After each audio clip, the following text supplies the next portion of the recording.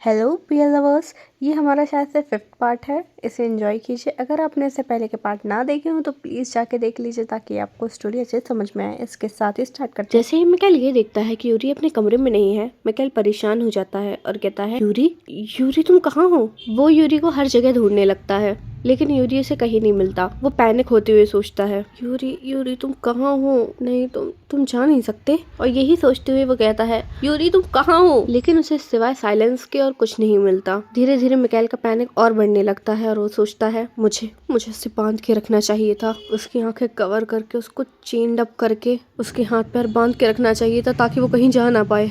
मैंने सारे सोल्जर्स को भी कह दिया है कि वो ऑर्लॉफ मेंशन में हर जगह से ढूंढे, लेकिन मैं बस 20 मिनट के लिए बाहर गया था और वो जरूर अभी भी अंदर ही होगा। जैसे ही वो मिलेगा मैं उसे, तभी से किसी की रोने की आवाज आती है। जैसे वो ब्लैंकेट उठाता है, ये यूरी होता है जो अंदर रो रहा होता है। उसे ऐसे देख के मिकाएल कहता है, यूरी यूरी क्या हुआ है तुम्हें? और तुम एक डॉल कैसे बन गए फिर से? आखिर क्या बात है? वहीं यूएल रोते हुए कहता है, मुझे नहीं पता, जब मैं उठा तो मैं ऐसे ही था। ये अजीब है ना, मैं भी नहीं जानता कि मैंने ऐसा क्या किया है कि मेरे साथ ये सब हो रहा है। मुझे लगा था फाइनली अब मैं एक आदमी की जिंदगी जी सकता हूँ, एक नॉर्मल लाइफ, लेकिन मैं फिर से डॉल बन गया। और प्लीज क्या तुम मुझे पोक करना बंद करोगे? बेसिकली मैं फिलहाल नेक्ड हूँ। ये सुन के मिकाएल कहता है, हाँ जैसे मैंने तुम्हें ऐसे पहले देखा ना हो, मैं तो पहले भी ऐसे देख चुका हूँ यूरी। ये सुन के यूएल कहता है, प्लीज ऐसे मत बोलो, ये बहुत ही वियर्ड साउंड कर रहा है। यूरी ड्रेसअप होके अपने आप को शीशे में देखते हुए कहता है, मैं फिर से डॉल क्यों बन गया? मैं फिर से इंसान बनना चाहता हूँ। उसे ऐसे देख के मिकाएल कहता है,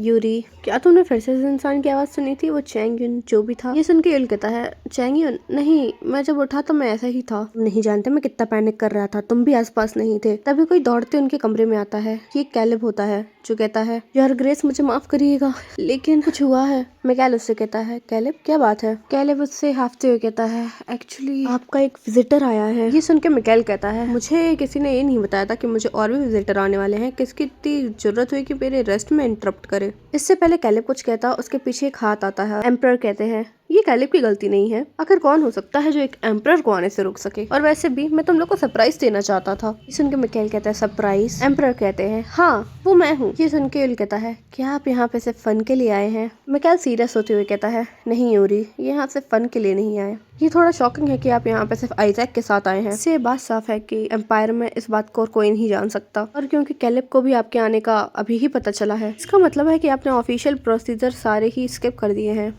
इंटरेस्टिंग, ये जरूर कुछ बहुत ही सीरियस होगा। ठीक है, मैं सुनने को तैयार हूँ। ये सुन के एम्परर कहते हैं, मुझे पता ही था तुम मुझे पकड़ लोगे, लेकिन फिर भी ये इम्पोर्टेंट है, ये यूरी के बारे में है। ये सुन के मिकाएल यूरी की तरफ देखता है और यूरी कहता है, मैं एंड्रयू से बताता है, हाँ मिकाएल ने मुझे कहा था कि मैं तुम्हारे बारे में थोड़ी रिसर्च करूं। सच बताऊं तो मुझे भी ये बात बहुत ही अजीब लगती है कि यूरी ह्यूमन से डॉल और डॉल से ह्यूमन बन सकता है, लेकिन कोर्ट के कुछ मैजिशियंस की वजह से मुझे पता चला कि कुछ ऐसे सिमिलर स्पेल्स हैं जो ऐसी चीजें कास्ट कर सकते हैं, जिसे सोल ट्रांसफरेंस कहते हैं। ये एक ऐसा मैजिक है जो इंसान को इमॉर्टलिटी ग्रांट करता है। ये सुन के मिकाएल हैरान होते हुए कहता है, क्या तुम सच में इस बात के लिए श्योर हो एंड्रयू? ये ब्लैक मैजिक है? यूएल कहता है, क्या कह रहे हो? ये पैथेटिक सी छोटी सी बॉडी इमॉर्टलिटी की होल्ड करती है? एंड्रयू कहता है, मुझे माफ करना लेकिन यही सच है। इंसान मर जाते हैं क्योंकि उनकी बॉडी उनकी सोल को होल्ड नहीं कर पाती, लेकिन अगर एक इंसान अपनी सोल को किसी चीज में होल्ड करके रख सके तो शायद वो इंसान हमेशा के लिए जी सके। फिर भी एक थ्योरी है तो मैं इसके बारे में कुछ ज्यादा कह नहीं सकता। सुन के यूरी कहता है, अच्छा चलो मान लेते हैं कि ऐसा है, रिकॉर्डर इंटरनल लाइफ का आंसर है, लेकिन इतना फ्रीक आउट क्यों हो रहे हो तुम लोग? और ये ब्लैक मैजिक, इसका क्या मतलब है?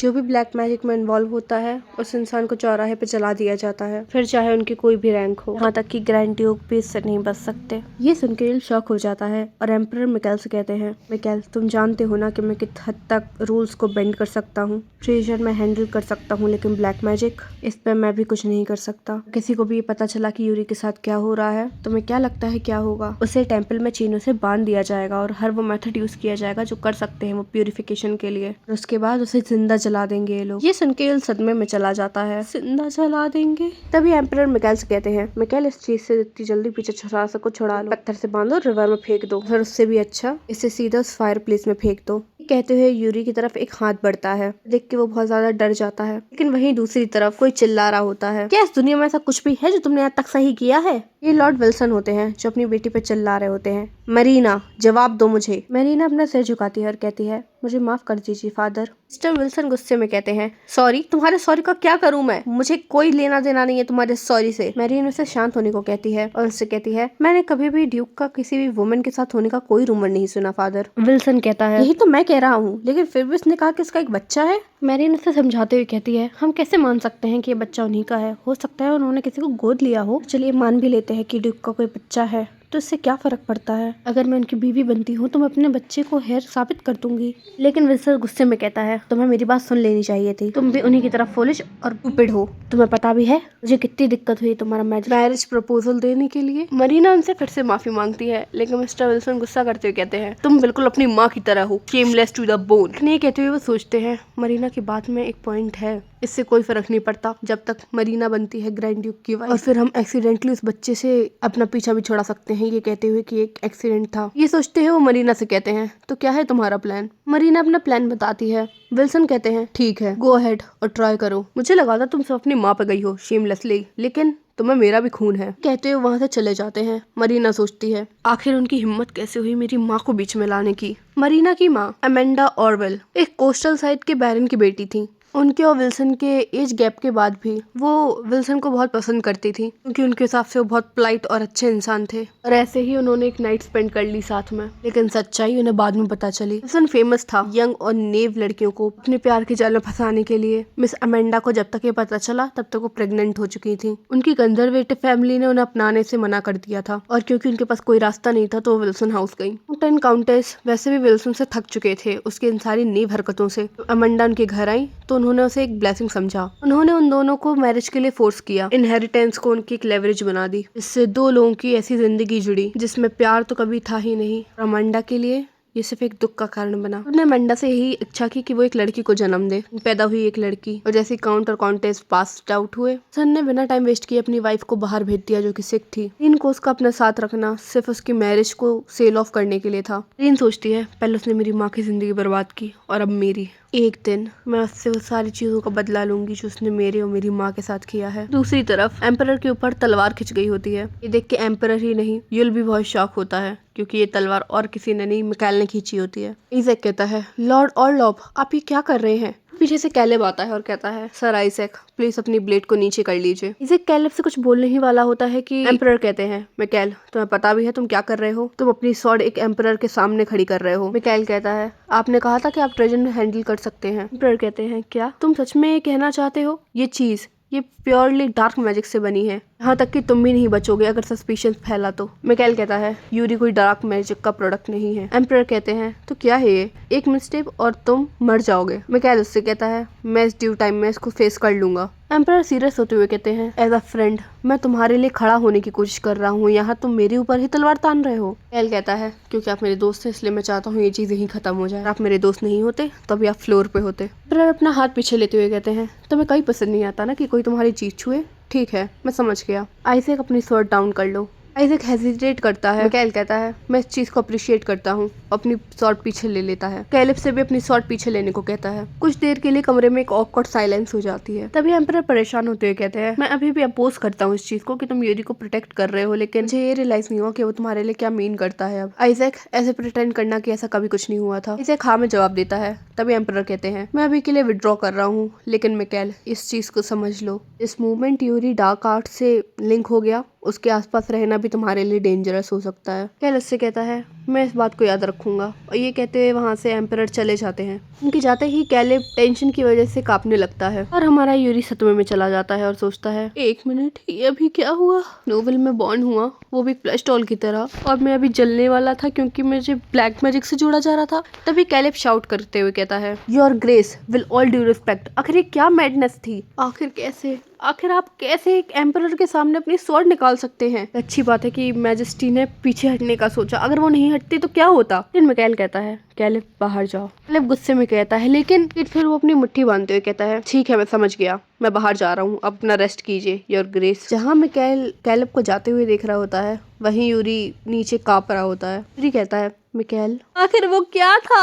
आखिर तुम अपनी स्वॉर्ड कैसे निकाल सकती हो एंड्रयू के सामने? और तुमने वो कैलेब के साथ क्यों किया? तुम उसे ऐसे कोल्ड शोल्डर कैसे दे सकते हो? एंड्रयू तुम्हारा इकलौता दोस्त है और कैलेब तुम्हारे लिए सब वरीड था। मिकेल उससे कहता है, क्या तुम मुझसे गुस्सा हो? यूरी उसे रोते हुए कहता है, नहीं मैं गुस्सा नहीं हूँ, मैं बस जैसे देख के मिकेल हंसने लगता है। यूरी मुंह फुलाते हुए कहता है, आखिर उसमें क्या हंसने वाली बात है? कोई अच्छा काम नहीं किया है, ठीक है? मिकेल उससे कहता है, तो क्या मुझे रोना चाहिए? यूरी चिल्लाते हुए कहता है, हाँ अगर तुम रोगे ना तो ज्यादा अच्छा रहेगा। कैल उससे पूछता है, अच्छा तो आखिर मुझे क्यों रोना चाहिए? यूरी से कहता है, क्योंकि मैंने तुम्हें डेंजर में डाला। ये सुन के मिकेल हंसता है और कहता है, यूरी से याद आता है कैसे यूरी उसकी जिंदगी में आया। वो एकदम से इंसान बन गया और एक फिर से डॉल। सब याद करते हुए वो कहता है, यूरी। लेकिन यूरी रोते हुए कहता है, मिकेल तुम्हें इन सब में नहीं फंसना चाहिए था और अब मेरी वजह से और लवमेनशिप के सारे लोग रिस्क में हैं। ये सब अवॉइड हो सकता था अगर तुम मुझ पे गिव अप कर देते। तो जिस चीज से नफरत है कि तुम मेरी वजह से डेंजर में पड़ो। ये कहते हुए यूरी सोचता है, हाँ ये सही बात है, मैं इस बॉडी से कहीं नहीं भाग सकता, ना ही मेरे पास इतनी ताकत है कि मैं टेम्पल या किसी और से लड़ सकूं। लेकिन मिकेल वो बच सकता है, अगर उसने एंड्रयू को नहीं रोका होता तो ये सब शायद नहीं होता। तभी यूरी कहता है, मिकेल क्या तुम मुझे जिंदा जलाना चाहते हो? मिकेल कहता है, नहीं। यूरी कहता है, तो क्या तुम मुझे पत्थर से बांध के पानी में फेंकना चाहते हो? मिकेल उसे कहता है, बिल्कुल नहीं। यूरी कहता है, तो शायद तुम मुझे बांध के मेरे लिम्स निकालना चाहते हो? मिकेल कहता है, कभी भी नहीं, अब सब ठीक है यूरी, शांत हो जाओ। ये उससे रोते हुए कहता है, मुझे नहीं पता कि अभी क्या ठीक है। मिकेल उससे कहता है, मेरे पास पूरे रीजन है कि मैं तुम्हें बचाऊं, तुम चिंता मत करो। यूरी उससे पूछता है, तुम सच में मुझे बचाओगे? मिकेल कहता है, तो अभी मैंने क्या कहा तुमसे? ये उससे पूछता है, अगर इसका मतलब है कि टेम्पल और एम्परर को भी अपना दुश्मन बनाना हो तो? मिकेल उसे जवाब देता है, हाँ। यूरी इसे कडन कर लेता है, कहता है, तो तुम्हें मुझे बचाना होगा, समझे? मिकेल कहता है, बिल्कुल। यूरी कहता है, अगर तुमने ऐसा नहीं किया ना तो मैं चिक्की बन के तुम्हें मारूंगा। उससे पूछता है, चिक्की? यूरी से बताता है, ये एक डॉल है जो हर किसी को मारती है।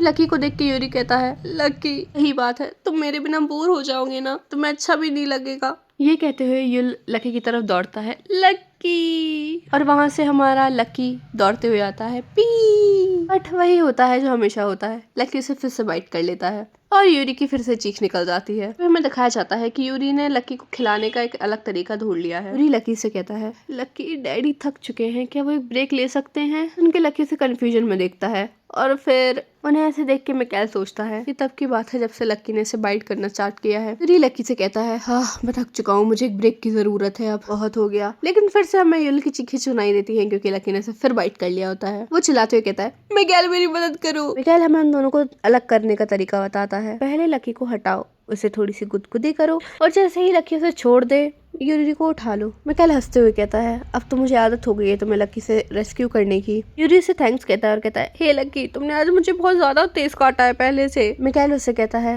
तुम्हारा चेहरा थोड़ा अजीब हो गया है, लाओ मैं तुम्हें मसाज दे दूं। यूरी कहता है, हाँ लेकिन आराम से देना। तभी दरवाजे पे किसी का नॉक होता है और यूरी एक पूरे डॉल मोड में चला जाता है। लेवी होता है जो कहता है, योर ग्रेस मैं लेवी हूँ। वो यूरी को ऐसी हालत में देखते हुए कहता है, ग्रीटिंग्स यूरी, लगता है लकी तुम्हारे साथ अच्छे से खेल रहा है। यूरी कहता है, तुम्हें कोई आइडिया नहीं है लेवी, वो सच में बड़ा होता जा रहा है ना तो उसके दांत शार्प होते जा रहे हैं। लेवी से केयरफुल रहने को कहता है और यूरी कहता है, मैं अपना बेस्ट दे रहा हूँ। कैल कहता है, तो लेवी क्या काम है तुम्हें? ये सुन के यूरी सोचता है, मिकेल कितना फॉर्मल बिहेव कर रहा है लेवी के साथ। लेवी उन्हें एक इन्विटेशन दिखाता है और कहता है, एम्परल कोर्ट से एक ऑफिशियल लेटर आया है फेस्टिवल ऑफ लाइट के लिए। ये सुन के मिकेल कहता है, एम्पियरल कोर्ट से? लेवी कहता है, हाँ। भी बताता है, उन्होंने इस साल सारे लोगों को एक्सक्लूड कर दिया है इस साल फेस्टिवल के लिए और मुझे कहा है कि आपको अश्योर कर दूं कि आप कंफर्टेबली ही इस इवेंट को अटेंड कर सकते हैं। युल लेवी से कहता है, लेवी ये फेस्टिवल ऑफ लाइट क्या है? लेवी उसे बताता है, फेस्टिवल ऑफ लाइट एम्पायर का सबसे बड़ा फेस्टिवल है। शुरुआत फायरवर्क्स से होती है जो कि बहुत सुंदर होते हैं। बहुत सारे रॉयल इवेंट्स भी होते हैं जो स्पॉन्सर किए जाते हैं, जैसे कि हंटिंग, फेस्टिविटीज और बहुत सारी छोटी बड़ी चीजें जो पूरे नेशन में होती हैं। अगर आसान शब्दों में बोलूं तो हाँ, ये एक बहुत ही ग्रैंड फेस्टिवल है। युल उसे ये सब बताने के लिए थैंक्स कहता है। तभी मिकेल उसे उठा लेता है और कहता है, जैसे कि लेवी ने कहा, ये फायरवर्क्स से शुरू होगा और ये इनविटेशन हमें ग्रांट कर रहा है इंपीरियल स्पेयर में जाने के लिए, फायर का बेस्ट स्पॉट फायरवर्क्स देखने के लिए। ये सुन के युल कहता है, एम्पियर ने तुम्हें इतनी अच्छी जगह इनवाइट किया है? कैल जवाब देता है, ये एक एनुअल वेकेशन है, लेकिन इस बार उसने तुम्हें अपने ध्यान में रखते हुए किसी और नोवेल को नहीं बुलाया। ऐसा लगता है कि वो हम दोनों को वेलकम कर रहा है आने के लिए। उनके दिल सोचता है, कल तक इन लोग की तलवारें एक दूसरे की गर्दन पे थी और आज वो इसे इनवाइट कर रहा है। एंड्रयू क्या है, एक सेंट? मुझे पता है कि वो ब्लैक मैजिक के थ्रेट को थोड़ा कम करने की कोशिश कर रहा है, लेकिन मुझे ये जेस्चर लग रहा है रिकंसलेशन का। मुझे अभी भी इस बात पे गुस्सा है कि उसने यूरी को हार्म करने की कोशिश की, लेकिन उसने अपने हाथ पीछे भी खींचे। वो हमें इनविटेशन भेज रहा है। मुझे दोनों चीजें फील हो रही हैं, रिग्रेट भी और ग्रेटफुल भी। उस मोमेंट में चाहे मैंने अपनी ब्लेड उसके ऊपर तान दी हो, लेकिन मैं और एंड्रयू एक दूसरे को एक डिकेड से जानते हैं। क्या मैं सच में यूरी के लिए इतनी केयर करता हूँ? उससे ही उसे रियलाइज होता है कि वो यूरी के लिए केयर करने लगा है। ये रियलाइज होते ही वो शॉक हो जाता है और सोचता है, एक मिनट, कहीं मैं उसे लाइक तो नहीं करता। अपना सर पकड़ लेता है और सोचता है, मैं और पफ बॉल को लाइक करूं? नहीं, ऐसा नहीं हो सकता। यूरी मिकाएल से कहता है, मिकाएल क्या हुआ तुम्हें और ये लुक तुम्हारे फेस पे? तभी यूरी को साइड से लकी पकड़ लेता है और चिल्लाने लगता है, मिकाएल मेरी मदद करो। ये देखते ही मिकाएल सोचता है, मैं भी पता नहीं क्या बकवास सोच रहा था, अपने सेंसेस पे थोड़ी रोक लगाओ मिकाएल और लॉब। और वहाँ यूरी हमारे लकी की वजह से तड़प रहा होता है। तभी हमारा सीन चेंज होता है और हमें दिखाया जाता है कि यूरी हंस रहा होता है और अपने आप को शीशे में देखते हुए कहता है, ये सारे रियल डायमंड्स हैं। एक आदमी को आदमी उसके कपड़े ही बनाते हैं। यूरी उसकी तारीफ करते हुए कहता है, तुम बहुत अच्छे लग रहे हो यूरी। उसे थैंक्स कहते हुए कहता है, थैंक यू, तुमने मुझे कपड़े पहनने में मदद की। उसे ऐसे देख के मिकाएल कहता है, आखिर कैसा डांस कर रहे हो तुम? लेवी मिकाएल से कहता है, आप बहुत ही अच्छे लग रहे हैं। और ग्रेस मिकाएल को ऐसे देख के यूल को जेलसी होने लगती है। मिकाएल उससे कहता है, मैं बस ये सब इसलिए पहन के जा रहा हूँ क्योंकि मैं एंड्रयू को एक प्रॉपर डेकोरम दिखाना चाहता हूँ। और उसे ऐसे देख के यूरी सोचता है, उसके हाथ पैरों को देखो कितने एलिगेंट लग रहे हैं, मेरा तो कोई चांस ही नहीं है उसके सामने। तभी हमें दिखाया जाता है कि वो दोनों उस मीनार में पहुंच चुके होते हैं। यूरी मिकाएल की जेब से निकलता है और एक साई ऑफ रिलीफ लेता है। मिकाएल कहता है, क्या तुम अब अच्छा फील कर रहे हो? ये खुश होते हुए कहता है, बहुत ज्यादा। मैं पता कैरेज में बहुत ज्यादा स्टिफ फील कर रहा था। ऐसे ही यूरी अपने सामने देखता है, उसे एक बहुत ही सुंदर बागीचा दिखता है ब्लू फ्लावर्स का। यूल मिकाएल से कहता है, ये कितना सुंदर है और स्पार्कलिंग भी। मिकाएल उसे बताता है, ये व्हाइट लिलीज हैं, ये साल के इसी समय ब्लूम होती हैं। लगता है उन्होंने गार्डन को रीडिजाइन किया है इन ग्लोइंग ब्लूम्स के साथ। तभी पीछे से एम्परर आते हैं और कहते हैं, सच में मैंने इसमें बहुत एफर्ट डाला है क्योंकि तुम आने वाले थे। मिकाएल उसे ऐसे अपने पीछे देखकर कहता है, तुम्हारा शुक्रिया हमें इनवाइट करने के लिए। एम्परर कहते हैं, ओ प्लीज मुझे ये सब मत कहो, वैसे मैं कैसा दोस्त हूँगा अगर मैं एक पिन साइज गेस्ट का भी वेलकम न कर सकूं सही से। मैंने बैंक्वेट प्रिपेयर करवाया है, बिल्कुल वहाँ जहाँ से फायरवर्क अच्छे दिखें। तभी यूल कहता है, मिकाएल वो कितना टेस्टी लग रहा है, मैं उसे ट्राई करना चाहता हूँ और उसके बगल वाले को भी। मिकाएल उसे पकड़ते हुए कहता है, सिर्फ वो लो जो तुम खा सको। उनके पीछे ऐसी बातें देख एम्परर सोचते हैं, मैंने मिकाएल को कभी ऐसे बिहेव करते हुए नहीं देखा। मिकाएल उससे कहता है, अपना मुंह खोलो। और यूल अपना मुंह खोलता है और उसे वो टेस्टी डेजर्ट खिलाता है। मिकाएल उससे कहता है, क्या ये तुम्हारी लाइकिंग का है? उसे खाते हुए कहता है, हाँ ये बहुत टेस्टी है, तुम्हें पता है मैं स्पॉइल हो चुका हूँ ये सारी अच्छी अच्छी चीजें खा के, जैसा मैंने एक्सपेक्ट किया था। यहाँ की चीजें सच में बहुत अच्छी हैं। वहाँ यूरी अपने आप को एंजॉय कर रहा होता है और मिकाएल उसके पीछे परेशान हो रहा होता है और उन्हें ऐसे देख के एम्परर सोचते हैं, ये सच में प्रैक्टिकली चाइल्ड केयर है। एक वीक पहले जब मिकाएल ने अपनी स्वॉर्ड मेरे साइड की थी, मैं सच में ऑफ गार्ड हो गया था, लेकिन अगर वो सच में किसी के लिए इतना डिवोटेड है तो मैं समझ सकता हूँ। तो जब उसने कहा एश्रीन बैंक्वेट में कि उसका एक चाइल्ड है, उसका ये मतलब था। वो उन दोनों को बुलाता है, मिकाएल, यूरी, मुझे तुमसे कुछ पूछना है। मैं बस एक सवाल पूछना चाहता हूँ यूरी से। सुन के मिकाएल सोचता है, तो फाइनली उसने ये सोचने का प्लान बना ही लिया था। हाँ कोई भी नहीं है, तो ये क्या पूछना चाहता है? एम्परर कहते हैं, मैं बस ये पूछना चाहता था कि यूरी जो खाना खाता है वो जाता कहाँ है? ये सुन के मिकाएल, यूरी दोनों को बहुत ही बड़ा सदमा लगता है। वो लोग इतने शॉक हो जाते हैं कि वो समझ ही नहीं पाते कि अब वो कहें क्या। यूरी कहता है, शायद वो खाना किसी और डायमेंशन में चला जाता है। ये सुन के एम्परर कहते हैं, सच में बॉडी बहुत अजीब है। मिकाएल कहता है, मैं एग्री करता हूँ तुमसे। भी हमें वो टावर दिखाया जाता है जहाँ यूरी स्पेशल स्पॉट को देख के कह रहा होता है, तो ये वो जगह है जहाँ से बेस्ट सीन दिखता है फायरवर्क्स का। मिकाएल उससे कहता है, क्या तुम सच में इतने एक्साइटेड हो? यूल उससे बताता है, मैं एक्चुअली एक जगह रहता था जिसे सियोल कहते हैं। वहाँ इतनी सारी बिल्डिंग्स थी कि मैं कभी प्रॉपरली फायरवर्क्स देख ही नहीं पाया। अगर मैं वहाँ पे जाता भी तो वहाँ की क्राउड इतनी इंसेन थी कि मुझे कभी अच्छा स्पॉट मिलता ही नहीं था। इसलिए ये पहली बार है कि मुझे एक अच्छा फायरवर्क एक्सपीरियंस मिल रहा है। कहते ही फायरवर्क स्टार्ट हो जाते हैं। यूल बहुत एक्साइटेड हो जाता है। फायरवर्क सच में बेहतरीन होते हैं। उन फायरवर्क्स को देख के यूल कहता है, वाह ये सच में बहुत अच्छा है, मुझे पता नहीं था कि फायरवर्क्स इतने पावरफुल भी होते हैं। मिकाएल तुम क्या सोचते हो? कैल उससे कहता है, मुझे हर साल यहाँ बुलाया जाता है इसलिए अब ये मुझे अमेज नहीं करता। यूल कहता है, समझा, और सोचता है आखिर वो कैसे इन सब चीजों को देख के अच्छा फील नहीं कर सकता, तो बिल्कुल जिंदगी बर्बाद करने जैसा है। सोचते हुए मिकाएल से कहता है, मिकाएल तुम्हें पता है मैं क्या सोच रहा हूँ? मुझे लगता है शायद जिंदगी सिर्फ इस चीज का नाम है कि हम क्या चीज पसंद करते हैं या प्यार करते हैं। उन चीजों को डिस्कवर करना जो हमें प्यारी हो और उन चीजों से अपनी जिंदगी को भर देना। सच बताऊं तो मुझे कहीं पता ही नहीं था कि मुझे फायरवर्क्स इतने पसंद है, और आज मुझे पता चला कि मुझे सच में बहुत पसंद है ये। इसलिए जितना ज्यादा हम ये ढूंढेंगे कि हमें क्या पसंद है, उतना ही हम अपनी जिंदगी खुशियों से भरेंगे। समझे मिकाएल? इसलिए मैं चाहता हूँ कि तुम भी अपनी जिंदगी में प्यार ढूंढो, वो चीजें जिससे तुम्हें खुशी मिलती है। ये सुन के मिकाएल युल की तरफ देखता है और सोचता है वो चीजें ढूंढना जिससे आप प्यार करते हैं और उस चीज से अपनी जिंदगी को भर लेना। युल कहता है यही तो तरीका है अपने आप को हमेशा हैप्पी रखने का। कैल कहता है हैप्पी, जिस चीज से मैं प्यार करूं। और ये सोचते हुए वो यूरी की तरफ देखता है और शायद हमारे मिकाएल को ये रियलाइज हो जाए कि वो यूरी से कितना प्यार करता है। जहाँ यहाँ प्यार और फ्रीडम की बात हो रही होती है, वहीं दूसरी तरफ कोई चिल्ला रहा होता है। एश्रीन मेंशन होता है। यहाँ एश्रीन कहता है मुझे बताओ रॉबर्ट, वो लड़का कौन था? वो रॉबर्ट डरते हुए जवाब देता है सर मैंने हर तरीके से जांच करने की कोशिश की है। सुन के एश्रीन कहता है ये मैं तीसरी बार सुन रहा हूँ रॉबर्ट, आखिर मुझे और कितना इंतजार करना पड़ेगा? रॉबर्ट एश्रीन का बटलर है। एश्रीन कहता है 1 दिन 2 दिन, आखिर कितने दिन और मुझे इंतजार करना पड़ेगा? उस इंसान का नाम क्या था? उस इंसान का नाम जिससे मिकाएल अपनी बाहों में भर के ले जा रहा था, उसकी फैमिली, उसका पास्ट, उसकी एज, और आखिर कैसे वो ऑर्लॉफ को जानता था, और आखिर उनका रिश्ता क्या है? क्या एक अकेले आदमी की हिस्ट्री निकालना इतना मुश्किल है? जवाब दो रॉबर्ट। तभी उसके गेट पे किसी का नॉक होता है और कोई कहता है मैं एंडरसन हूँ, योर ग्रेस। उसे देख के एंड्रयू खुश होते कहता है वाओ देखो कौन आया है।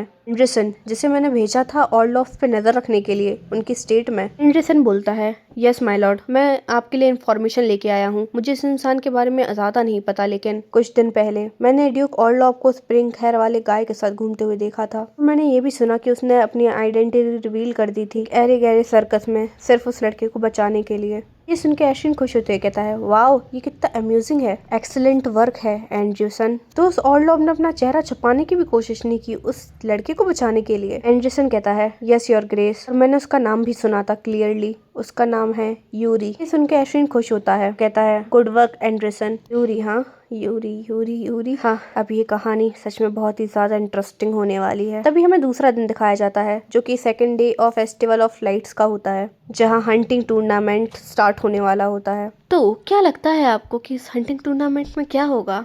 और क्योंकि एश्रीन को यूरी के बारे में पता चल चुका है तो कुछ तो धमाका होने वाला है। ये तो हमें पता चलेगा नेक्स्ट पार्ट में। आप वेट करिए, मैं आपका पार्ट जल्दी लेके आऊँगी। और हाँ मतलब अब शायद से कंटिन्यू पार्ट आना स्टार्ट हो जाए, क्योंकि अब मेरे पास बहुत सारा टाइम है, मेरी तबीयत भी ठीक हो चुकी है और हाँ मेरे घर के जो फंक्शंस थे वो भी निपट चुके हैं, तो मैं अब आपके लिए जल्दी पार्ट ला सकती हूँ। फिलहाल के लिए ओके बाय।